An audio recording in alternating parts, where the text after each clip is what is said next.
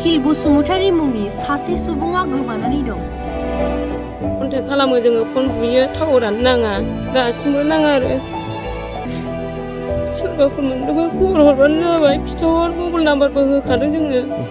चिरां जिल्ला सान्तिपुर हालामनि सिङाव थानाय 2 नं साम'दैसा गामिनि फैसालि नार्जारिनि अनजालु फिसाय उखिल बसुमतारिया गोमानानै दं।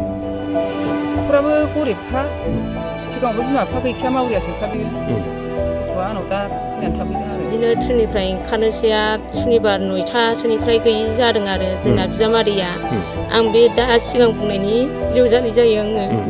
उखिल बसुमतारिया थांनाय 21 अक्ट'खालि गावनि 4 लोगोफोरजों लोगोसे हायद्राबादाव खामानि मावहैनो होनना थांदोंमोन। नाथाय दुखुनि बाथ्रा उखिल बसुमतारिया बबेबा लामा गेजेराव ट्रेननिफ्राय दसे ओंखारनाय समावनो ट्रेना बारग'लांजाना आन्दायना थालांदों होनना मिथिनो मोन्दों। आंनि न'खरनि मानसि बिजामादै गावनि गामिया सिगां बेरेंसिगुरियावमोन ओमफ्राय आंनाव थाफैनाया 8 बोसोर जाबाय।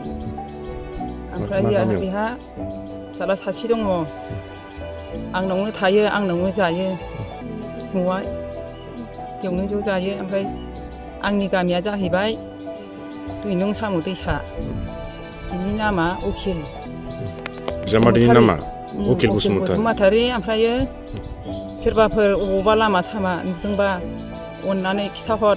न'खराव जेबो रां रुफानि राहा गैयैलाय उखिल बसुमतारिनि गोमानायखौ लानानै जोबोद दुखुआव गोग्लैसोनानै दं बिसि फैसालि नार्जारिया।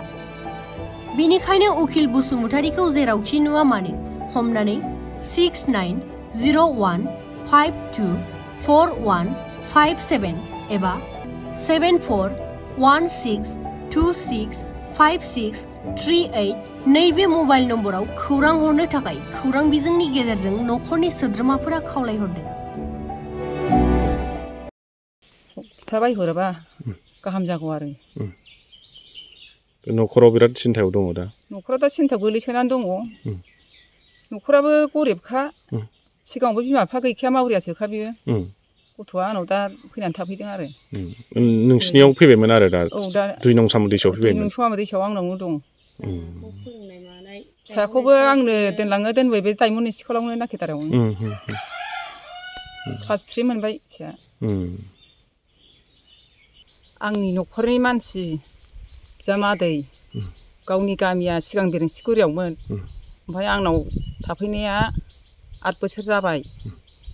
ओमफ्राय बेहा फिसाला सासे दङ आंनावनो थायो आंनावनो जायो न'आ बेयावनो ज' जायो। ओमफ्राय आंनि गामिया जाहैबाय 2 नं साम'दैसा बिनि नामा उखिल बिजामादैनि नामा उखिल बसुमतारी। ओमफ्रायो सोरबाफोर अबावबा लामा सामा नुदोंबा अननानै खिथाहर।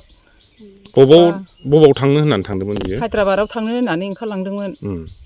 दा लोगोफ्रा 4 सहैबाय। आंनि बिजामादै उखिला लामा ससेयाव थानानै गोदाव सोराव जानानै दङ।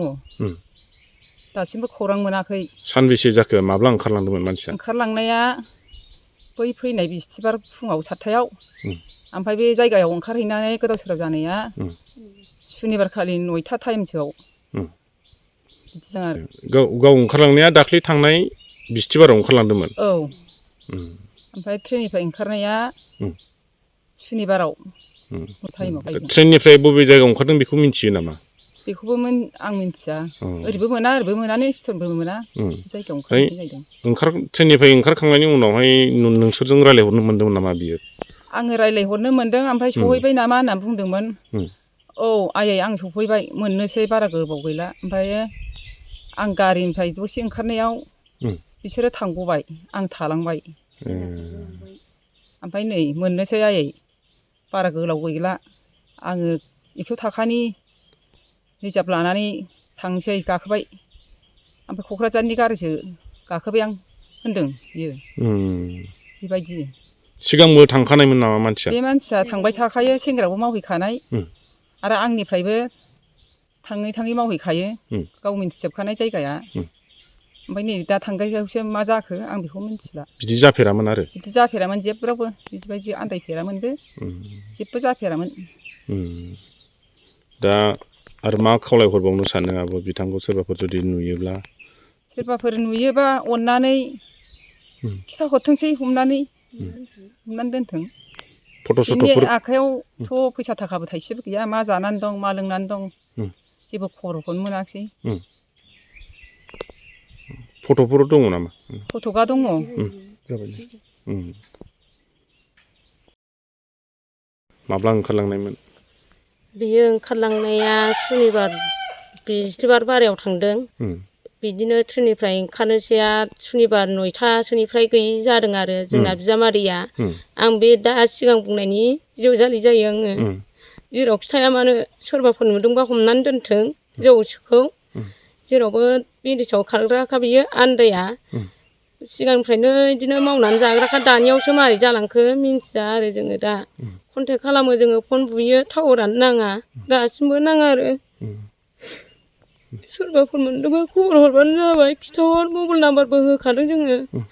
खिथाहरथों गामिया 2 नं साम'दैसा सान्थिफुर थाना रानिखाथा आरो जोंना।